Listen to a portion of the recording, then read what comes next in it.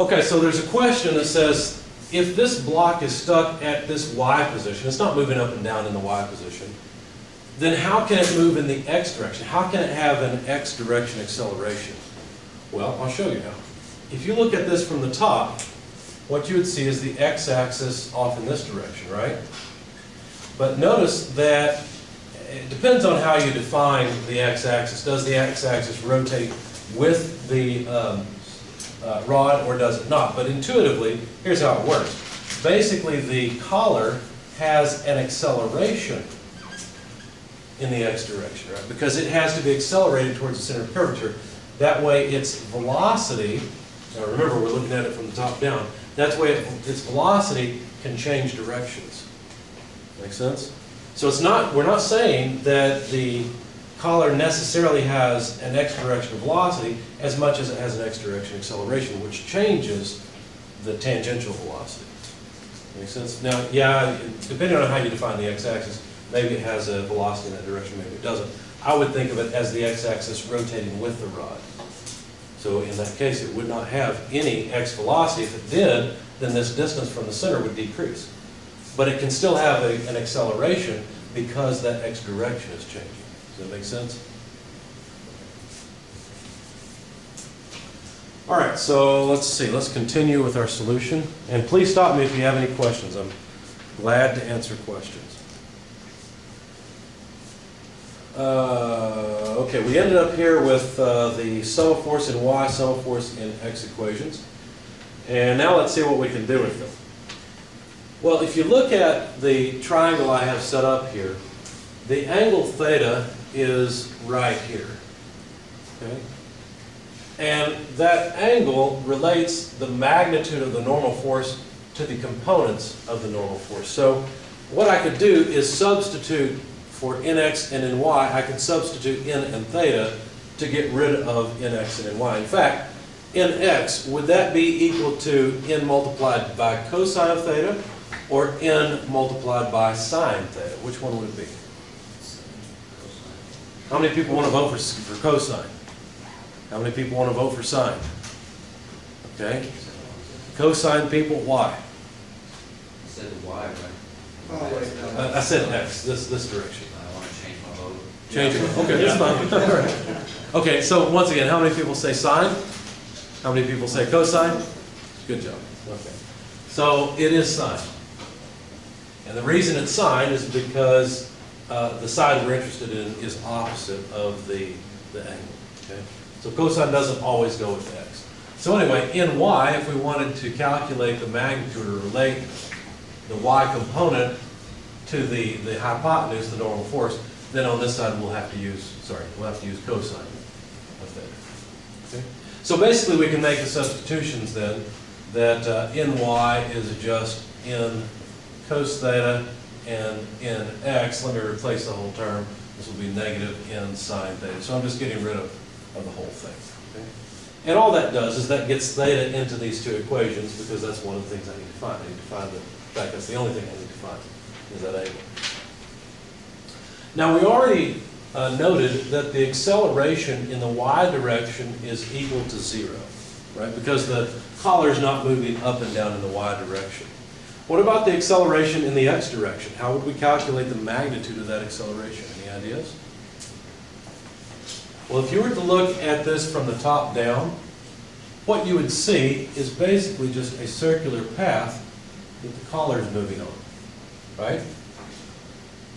And the radius of that path would be equal to this distance right here. Let me call that distance rho. Okay? Now, the higher the collar is on the semicircle up until the midpoint, the bigger rho is, right? But the acceleration of the collar is just a normal acceleration. And it's equal to the tangential velocity squared divided by rho, whatever rho happens to be. So if the collar is moving off like this, there's the tangential velocity. Okay? So basically what we're saying is that the normal acceleration is in fact the acceleration in the x direction. So that allows us to substitute here as well and say that this is mass multiplied by tangential velocity squared divided by rho. I still don't know what rho is, I'll have to figure that out or relate it to theta. But that allows me to substitute for AX. Okay? All right.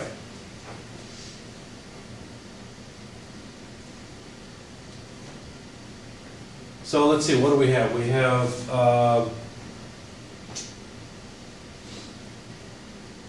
I've got a mistake, I'm sorry. I pointed my x-axis outward, so the x-axis actually points in this direction. It points outward. And it should be at a right angle here. I'm not doing too good with my drawing. So the normal acceleration is actually the opposite direction to the x-axis. So I should have added a negative sign in. So this is actually equal to the negative of AX because of the coordinate direction. Okay. Now, I'm really not interested in the normal force. I don't care about it. So let me solve for it from here.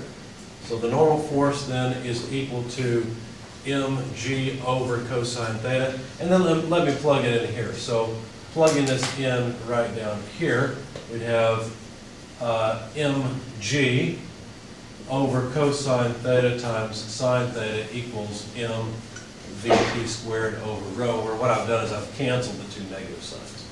Okay, so we've got mg sine theta over cosine theta. Sine theta comes from here, cosine theta from there, and then just the right-hand side. But we can simplify this a little bit because sine over cosine is what? It's just tangent. Okay. Now, looking ahead, it looks like that won't be all that useful to us, so I'm going to leave this as sine over cosine for now. All right. Now, unfortunately, I've got two different symbols, and I just noticed this. This is a different radius than this one, so let me rename this one and call this one R. Okay, it's because the rho that I've used here is supposed to be this radius up here, not R. And so basically, I can relate rho to R because it's just another right triangle right here. Okay? Once again, do I need to use sine or cosine to represent the bottom length? Sine, correct, because it's opposite that. So this would be just R sine theta. Okay? Now, one more problem we have, and that is this tangential velocity. But we can relate the tangential velocity to the angular velocity. You guys know how to do that? Have you seen this before? This is another thing that really belongs in chapter 11, but I wait and show it to you in context. It's just motion. If you are looking at a wheel that's rotating, and that wheel has some angular velocity, omega, you can calculate the tangential velocity on, say, the outer point of the wheel if you know the radius. And the way they relate is that the tangential velocity is just omega times r. Now really, omega, velocity, and r are all vector. I'm sorry, let's say rho. Confuse my symbols. Really, these things are all vectors, and really this should be a cross product. It should be omega cross r. But for the magnitude of the velocity would just be the magnitude of the angular velocity times the radius of curvature. Okay? So there's an equation that relates tangential velocity to angular velocity. And that's what we need. So, in fact, this is exactly what we need in terms of the symbols we have. So the, let's see, let's do this. Let's get rid of the free body diagram. We're done with it because we've already used up the force balances.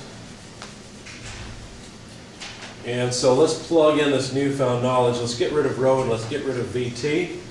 So we'd have mg sine theta over cosine theta for the left-hand side equals m, actually I tell you what, let's get rid of the m's too while we're at it. We don't even need the mass.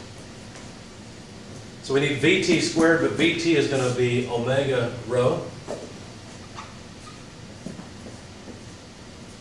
Okay. And we have to divide by the radius of curvature rho. So this is going to be simply rho omega squared. Could you explain that again? I kind of again lost. Sure. This? Yeah. Okay. That the tangential velocity of a point out on a wheel that's rotating here is equal to the angular speed multiplied by the radius. Another way of looking at this, what is the linear speed of the center of the wheel if it's rotating on ground? Zero. It's not moving, right? The farther out you go on the wheel, the larger the velocity, right? This is why it's more fun on the merry-go-round to sit at the outside instead of the inside. Okay? Because you have higher velocity. So basically, there's just a linear relationship. And it's just the angular speed multiplied by how far out on the wheel you're sitting. Okay? Good question. Anything else? The left side of that should be negative. The left side of this should be negative. Yeah. I canceled the negative signs, didn't I? Yeah. So the negative signs canceled on both sides. I've erased it here, unfortunately, but I'm pretty sure the two negative signs will I see cancel. it. Yeah, good question. Thank you for asking that. If you're thinking it, so is half the class. And I don't want half the class to be lost. Anything else? We're not quite done yet, because notice, actually don't know rho. We don't know this radius of curvature. If we knew that radius of curvature, we could find theta directly, but we don't know it. So we'll have to plug in r sine theta. So if we do that, g sine theta over cosine theta is equal to r sine theta, so the sine thetas go away, omega squared. Okay? So what is it that we want to find from this equation? We want to find theta, right? So let's get that by itself. So let's see, if we write, just to clean it up, g over cosine theta is r omega squared. Then we could say cosine of theta, let's do it this way so you guys will like it. G over r omega squared is cosine of theta. Make sense? Just doing some algebra. Just move this to the denominator, move the cosine theta to the numerator on the other side. And so, theta is the inverse, I'm going to run out of space, let me try again. So theta is the inverse cosine of g over r over omega squared. Okay?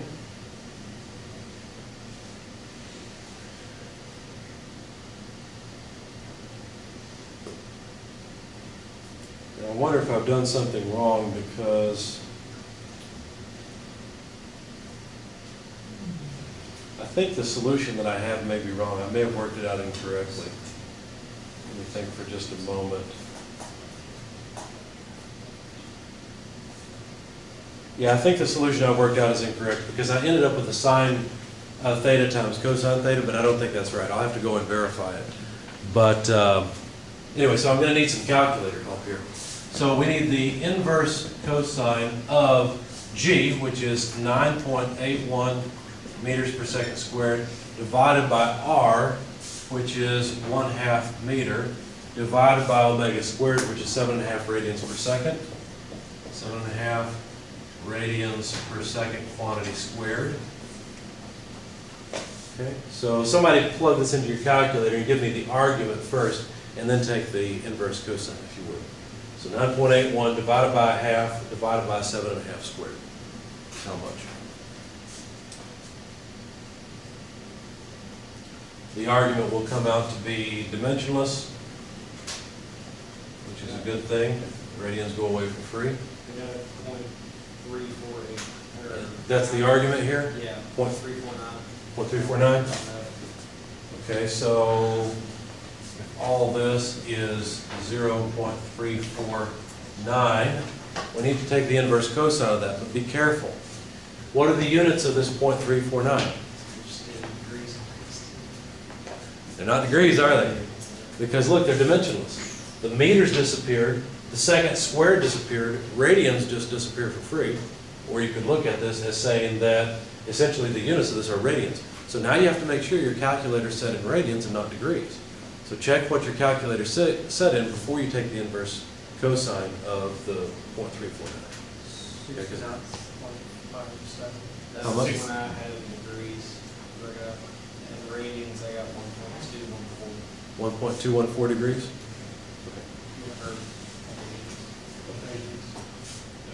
No, wait, you wouldn't have radians. I thought you said just 7 radians.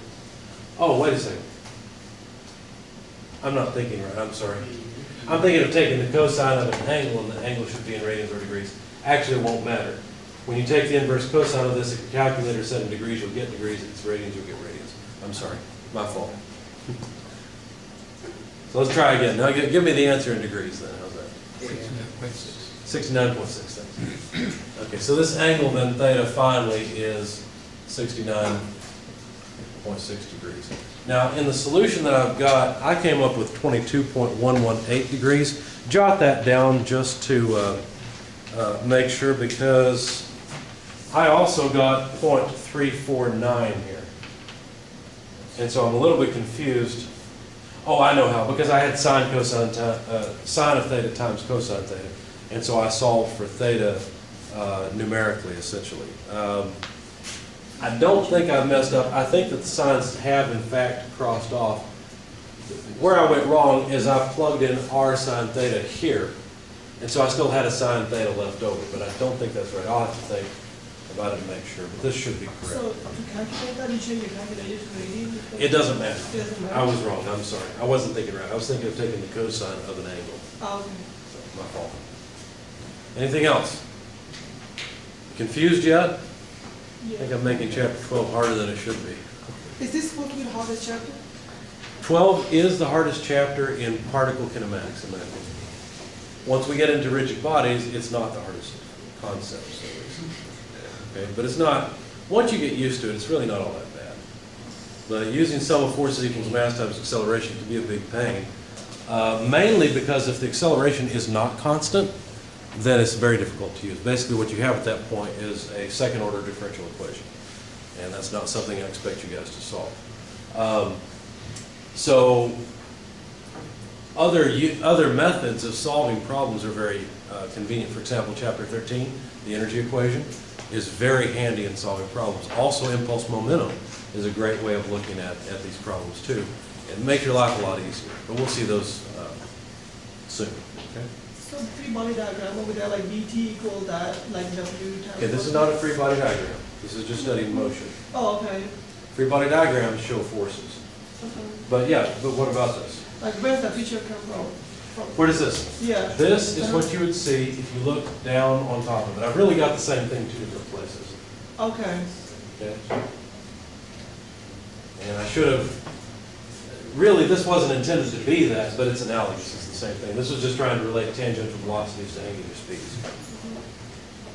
Good questions, anything else? Why did I choose this major? I don't know.